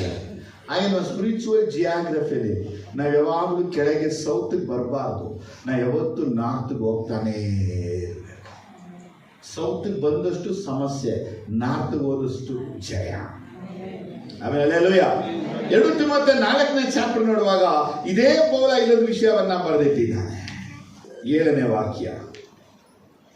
ಶ್ರೇಷ್ಠ ಹೋರಾಟವನ್ನು ಮಾಡಿದ್ದೇನೆ, ನನ್ನ ಓಟವನ್ನ ಕಡೆಗಾಣಿಸಿದ್ದೇನೆ. ಅಲ್ಲಿ ಹೇಳ್ತಾನೆ ಓಡುತ್ತಾ ಇದ್ದೀನಿ. ಇಲ್ಲಿ ಹೇಳ್ತಾನೆ ಐ ಫಿನಿಶ್ಡ್ ಮೈ ರೇಸ್. ಏನು ಮಾಡಿದ್ದಾನೆ? ಹಾಗಾದ್ರೆ ದೇವರ ಯೋಜನೆ, ದೇವರ ಉದ್ದೇಶಗಳನ್ನ ನಾವು ಯಾವುದೆಲ್ಲ ಪ್ರಾರಂಭ ಮಾಡಿದೀವೋ ಅದನ್ನು ಮುಗಿಸುವ ತನಕ ನಾವು ಹೋಗ್ತಾ ಇರಬೇಕು. ಎಲ್ಲೂ ಸ್ಟಾಪ್ ಮಾಡಬಾರ್ದು, ನಾವು ನಿಲ್ಬಾರ್ದು. ನಾವು ಯಾವಾಗ ನಿಂತ್ಕೋತೀವೋ ಆಗಲೇ ನಮಗೆ ಸಮಸ್ಯೆಗಳು ಬರೋದು. ನೀವು ಹೈವೇಗಳಲ್ಲಿ ಆಗಿರ್ಬೋದು, ಕೆಲವೊಂದು ಇಂಟರಿಯ ಏರಿಯಾಗಳಲ್ಲಿ ಆಗಿರ್ಬೋದು, ಹೇಳ್ತಾರೆ ಎಲ್ಲೂ ಗಾಡಿ ನಿಲ್ಲಿಸ್ಬೇಡ, ಯಾರು ಡ್ರಾಪ್ ಕದ್ದು ಕೊಡ್ಬೇಡ, ಸುಮ್ಮನೆ ಮಾಡು, ಸ್ಪೀಡಾಗಿ ಹೋಗ್ತಿರ್ಬೇಕು ಅಂತ. ಏನಕ್ಕೆ? ಅಲ್ಲಿ ಕಾಕಪೋಕರು ಕಳ್ಳರುಗಳೆಲ್ಲ ಇರ್ತಾರೆ. ಹಾಗೆ ನಮ್ಮ ಆತ್ಮೀಯ ಜೀವನದಲ್ಲಿ ದೇವರು ಕೊಟ್ಟ ಯೋಜನೆ ಮೇಲೆ ನಮ್ಮ ಕಣ್ಣನ್ನ ಇಟ್ಟು ಓಡಬೇಕು. ಯೇಸು ಕ್ರಿಸ್ತನಲ್ಲಿ ದೇವರ ಯೋಜನೆ ಇತ್ತು. ಹೀಬ್ರಿ 12 ಓದ್ತೀವಿ. 12ನೇ ಚಾಪ್ಟರ್ 2ನೇ ವಾಕ್ಯ ಇರುತ್ತೆ. ಆತನು ತನ್ನ ಮುಂದೆ ಇದ್ದ ಶಿಲುಬೆ ಮರಣಕ್ಕೆ ತನ್ನನ್ನು ತಗ್ಗಿಸಿಕೊಂಡು ಅವಮಾನವನ್ನು ಅಲಕ್ಷ್ಯ ಮಾಡಿದನು. ನಂಬಿಕೆಯನ್ನು ಹುಟ್ಟಿಸುವವನು ಪೂರೈಸುವವನು ಆಗಿರುವ ಯೇಸುವಿನ ಮೇಲೆ ದೃಷ್ಟಿ ಇಟ್ಟು ನಮಗೆ ನೇಮಕವಾದ ಓಟವನ್ನು ಸ್ಥಿರ ಚಿತ್ತದಿಂದ ಓಡೋಣ. ಆತನು ತನ್ನ ಮುಂದೆ ಇಟ್ಟಿದ್ದ ಸಂತೋಷಕ್ಕೋಸ್ಕರ ಅವಮಾನವನ್ನು ಅಲಕ್ಷ್ಯ ಮಾಡಿ ಶಿಲುಬೆಯ ಮರಣವನ್ನು ಸಹಿಸಿಕೊಂಡು ದೇವರ ಸಿಂಹಾಸನದ ಬಲಗಡೆಯಲ್ಲಿ ಆಸನಾರೂಢನಾಗಿದ್ದಾನೆ. ಆಮೇಲೆ ನೋಡಿ, ದೇವರು ಕೊಟ್ಟ ಯೋಜನೆಯಲ್ಲಿ ಯೇಸು ಸ್ವಾಮಿ ಏನ್ ಮಾಡಿದ್ದಾರೆ? ಓಡಿದ್ದಾರೆ.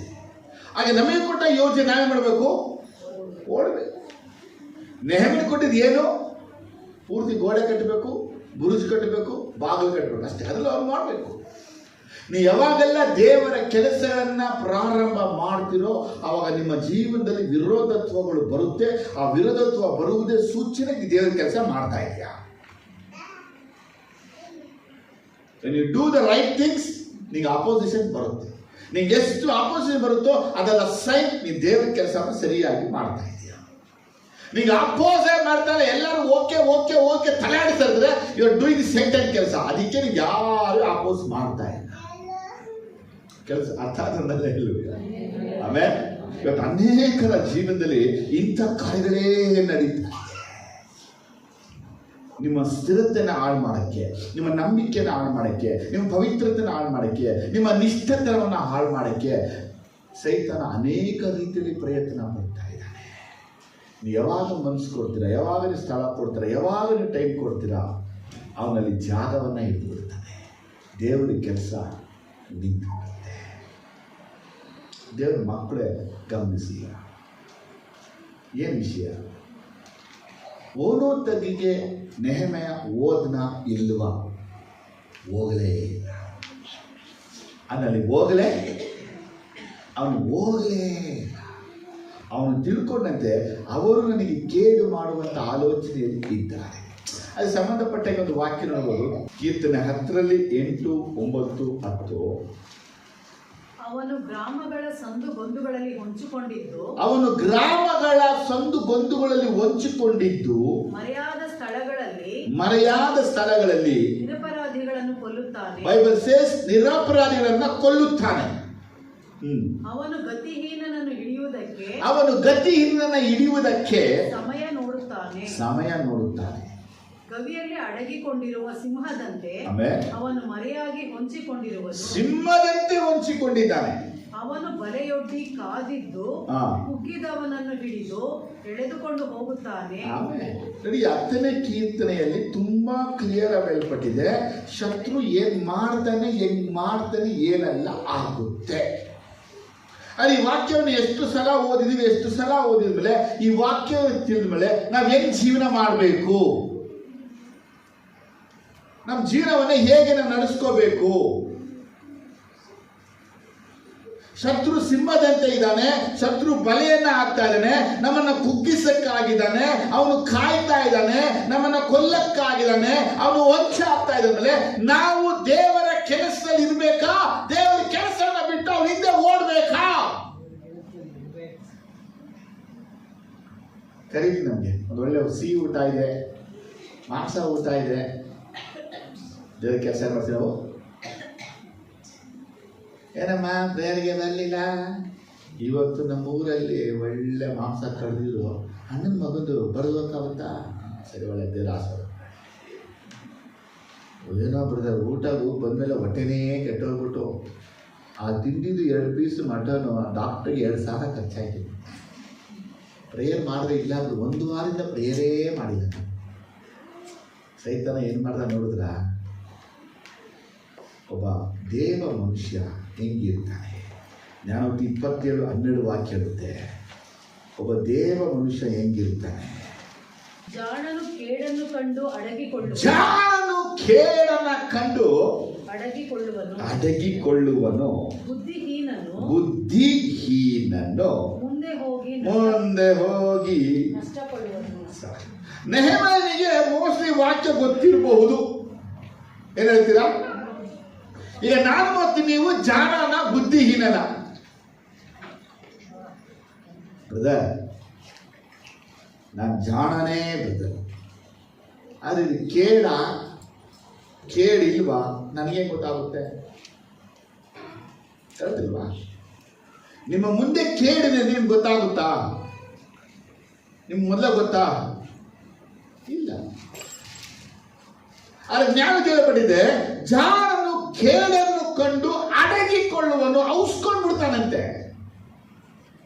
ಅದ್ರ ಬುದ್ಧಿ ಏನ್ ಮಾಡ್ತಾನೆ? ಅಲ್ಲಿಗೆ ಹೋಗಿ ಅವನು ನಷ್ಟವನ್ನ ಅನುಭವಿಸ್ತಾನಂತೆ.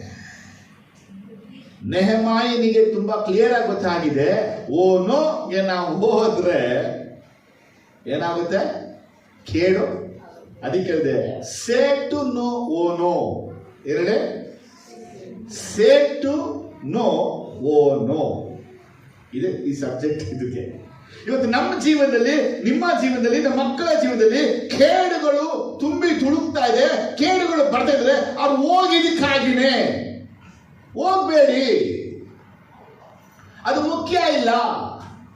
ಅಣ್ಣನ ಮೇಲೆ ಕರೆದ್ರು ಬ್ರದರ್, ನಮ್ಮ ಅಣ್ಣನ ಮೇಲೆ ಊಟ ಕರೆದು ತುಂಬಾ ದಿನದ ಮಾತಾಡಿಲ್ಲ, ಇವತ್ತು ಊಟ ಕರೆದ್ರು ಬ್ರದರ್, ನಾವು ಹೋಗ್ಮೇಲೆ ಅಣ್ಣ ಅವ್ರ ಅಂತ ಬೈದು ಹೋಗ್ದು ಅಂದು 1 ವರ್ಷದ ಖಾಲಿ ಮಾಡಿಬಿಟ್ರಿ. ಈಗ ನಾವು ಹೋಗ್ಲೇಬಾರ್ದು, ಹೆಂಗೋ ನಾವು ಅವ್ರದ್ದು ದೂರ ಇಟ್ಟು ನೆಮ್ಮದಿಯಾಗಿದ್ದು ಕರೆದ್ರಲ್ಲ ಅಂತ ಹೋದ್ವಾ, ತಿರ್ಗಾ ಬೈದ್ರು. ಈಗ ನಮ್ಮ ಮನಸ್ಸಲ್ಲಿ ಏನಿಲ್ಲ, ಬೇಡಿ.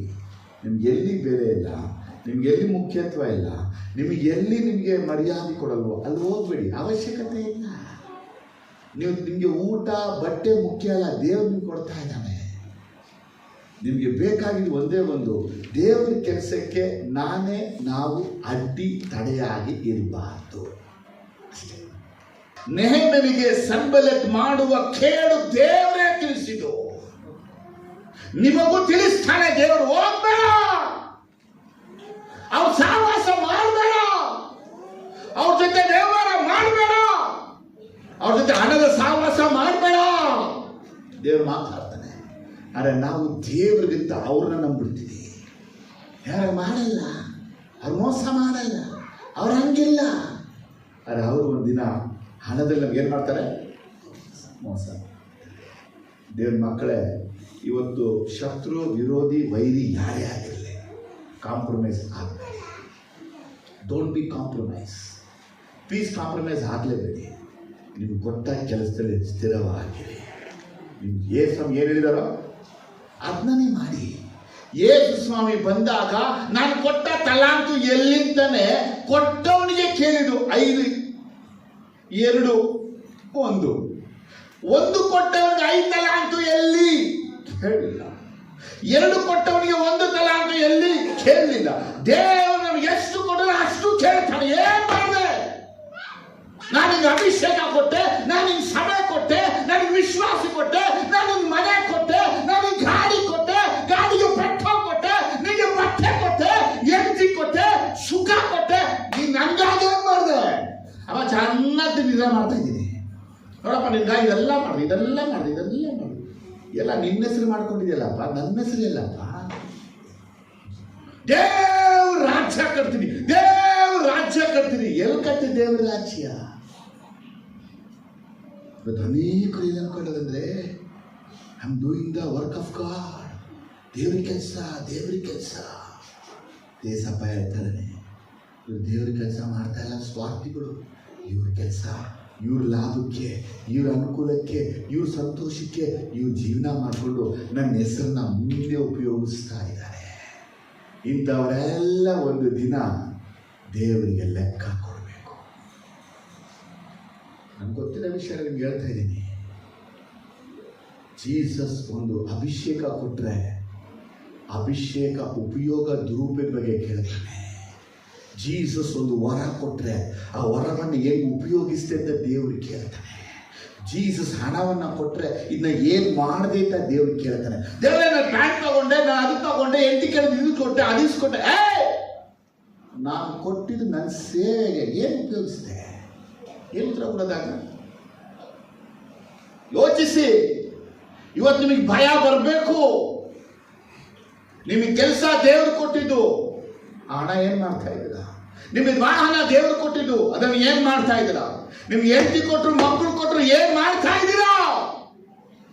ಹೆಂಡತಿ ಕೊಟ್ಟ ಮೇಲೆ ಕೆಲಸ ಸೇವೆ ಬಿಟ್ಬಿಡ್ತಾರೆ, ಮಕ್ಕಳಾದ್ಮೇಲೆ ಸೇವೆ ಬಿಟ್ಬಿಡ್ತಾರೆ, ಹೆಂಡತಿ ಮಕ್ಕಳಿಂದಲೇ ಓಡ್ತಿರ್ತಾರೆ. ನಾನು ದೇವರು ವೈರಾಗ್ಯವಾಗಿದ್ದೀನಿ, ನಾನು ದೇವರು ಕೇಳ್ತಾನೆ, ನಾನು ಕೊಟ್ಟ 5 ತಲಾಂತು ಏನ್ ಮಾಡಿದ್ಯಾ? ಮಣ್ಣಲ್ಲಿ ಬಚ್ಚಿಟ್ಟಿದ್ದೀನಿ ದೇವರೇ. ಬಚ್ಚಿಟ್ಬಿಟ್ರೆ ತುಂಬಾ ಜನ ಇವತ್ತು, ಒಬ್ರಿಬ್ಬರಲ್ಲ, ತುಂಬಾ ಜನ. ಏಸಪ್ಪ ನೇರವಾಗಿ ಮಾತಾಡೋರೆ, ಕೆಲಸ ಮಾಡಿಲ್ಲ ಅವರು. ಕನಸಲ್ಲಿ ಮಾತಾಡೋರೆ ಅದನ್ನ ಮಾಡಿಲ್ಲ. ವಿಷನ್ ಕೊಟ್ಟವ್ರೆ ಮಾಡಿಲ್ಲ. ನೆಹೆಮ್ಯ ಯಾವ ರೀತಿ ದೇವರ ಕೆಲಸದಲ್ಲಿ ಸ್ಥಿರವಾಗಿ ನಿಂತು ಪೌಲನು ಓಟವನ್ನ ಓಡ್ತಾ ಇದ್ರು, ಮೋಸೆ ಯಾವ ರೀತಿ ಜನರನ್ನ ಬಿಡುಗಡೆ ಮಾಡಕ್ಕಾಗಿ ಓಡ್ತಾ ಇದ್ರು, ಇವತ್ತು ದೇವರ ಮಕ್ಕಳುಗಳು ಹಂಗಿಲ್ಲ. ದೇವರ ಮಕ್ಕಳುಗಳು ಹಂಗಿಲ್ಲ. Compromise life. ಪ್ರೇಯರ್ ಮಾಡ್ತಾನೆ ಇದ್ದೀನು, ಸ್ವಲ್ಪ ಅಲ್ಲೋಗದ, ಸ್ವಲ್ಪ ಇಲ್ಲೋಗದ, ನಮ್ಮ ಅನುಕೂಲಕ್ಕೆ. ಇವತ್ತು ನಾವು ಸರಿಯಾಗಿ ಮಾನಸಾಂತರ ಹೊಂದಬೇಕು. ನಿಮಗೆ ಸಮಯ ಬೆಲೆ ಉಳ್ಳದು ಎಂದು ತಿಳಿದು ಅದನ್ನು ಜ್ಞಾನವಾಗಿ ಉಪಯೋಗಿಸಿಕೊಳ್ಬೇಕು. ಇಟ್ಟಿಗೆ ಇಡಬೇಕಾದ ಸಮಯ ನೀವು ಬೇರೆ ಕಡೆ ವೆಚ್ಚ ಮಾಡಿಬಿಟ್ರೆ, ಕದ ಇಡಬೇಕಾದ ಸಮಯ ನೀವು ಬೇರೆ ಕಡೆ ವೆಚ್ಚ ಮಾಡಿಬಿಟ್ರೆ, ನೀವು ಮೊಣಕಾಲು ಹಾಕುವ ಸಮಯ ನೀವು ಬೇರೆ ಕಡೆ ವೆಚ್ಚ ಮಾಡಿಬಿಟ್ರೆ, ದೇವರು ಕೇಳ್ತಾನೆ, ಈ ಟೈಮ್ ಒಳಗೆ ಕೆಲಸ ಆಗ್ಬೇಕಾಗಿತ್ತಲ್ಲ, ನೀ ಯಾಕೆ ಮಾಡಿಲ್ಲ? ನೀವು ಹತ್ರ ಎಲ್ಲ ಕೆಲಸಗಳಿಗೂ ತಿಂಗಳು ಸಂಬಳ ಸಿಕ್ಬಿಡುತ್ತೆ. ಸಿಗಲ್ವಾ? ಅರೆ ದೇವರ ಕೆಲಸಕ್ಕೆ ನಿತ್ಯ ಜೀವವನ್ನು ದೇವರು ಸಂಬಳವಾಗಿ ಇಟ್ಟಿದ್ದಾನೆ.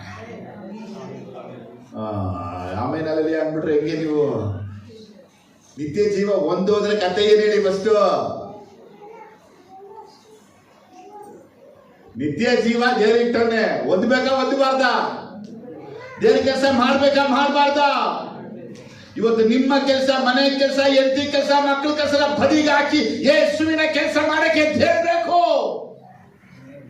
ನಿಮ್ ವ್ಯಾಪಾರ ಆಗುತ್ತೋ ಇಲ್ವೋ, ನಿಮ್ಗೆ ಆರೋಗ್ಯ ಇದೆಯೋ ಇಲ್ವೋ, ನಿಮ್ಗೆ ಶಕ್ತಿ ಇದೆಯೋ ಇಲ್ವೋ, ನಿಮ್ಗೆ ಅನುಕೂಲ ಬರುತ್ತಾ ಬರಲ್ವೋ, ದೇವರ ರಾಜ್ಯಕ್ಕಾಗಿ ದುಡಿಬೇಕು, ಓಡಬೇಕು. ಒಂದು ಆತ್ಮ ಆದಾಯ ಆಗ್ಬೇಕು, ರಕ್ಷಣೆ ಹೊಂದಬೇಕು, ನಿತ್ಯ ಜೀವ ಹೊಂದ್ಕೋಬೇಕು. ಮನಗುಂದಿ ಹೋಗಬಾರ್ದು, ಬೇಸರಗೊಳ್ಬಾರ್ದು, ಸೋತು ಹೋಗ್ಬಾರ್ದು, ನಿಂತ್ಕೋಬೇಕು ಧೈರ್ಯವಾಗಿ ಯೇಸುವಿನ ನಾಮವನ್ನು ಮಹಿಮೆಪಡಿಸಕ್ಕಾಗಿ. ಕೆಲವರು ಮಾತ್ರ ಆಮೇನ್ ಆಮೇನ್ ಬರ್ತಾರ, ಆಮೇನ್ ಬೇಗನೆ ಮುಗಿಸ್ಬಿಟ್ಟೆ. ನಾನು ಲಾಸ್ಟ್ ವರ್ಡ್ ನಿಮ್ಗೆ ಹೇಳ್ತಾ ಇದ್ದೀನಿ, ನಿಮ್ಗೆಲ್ಲರಿಗೂ ಒಂದು ರೆಸ್ಪಾನ್ಸಿಬಿಲಿಟಿ ಇದೆ. One day God is going to ask you, ನಾನು ಕೊಟ್ಟಿದ್ದೆ ಬಿಡಾಬಾರ್ದು, ಇವ್ರು ಹಿಂಗೆ ಅಂದ್ಬಿಟ್ರು, ಇವ್ರು ಹಂಗೆ ಅಂದ್ಬಿಟ್ರು, ಅವ್ರಿಗೆ ಅಂದ್ಬಿಟ್ರು. ಏಸಬ ಕೊಟ್ಟಿದ್ದು ನಿನಗೆ ನಾನು ನಿನ್ಗೆ ಕೊಟ್ಟಿದ್ದು ನಾನು.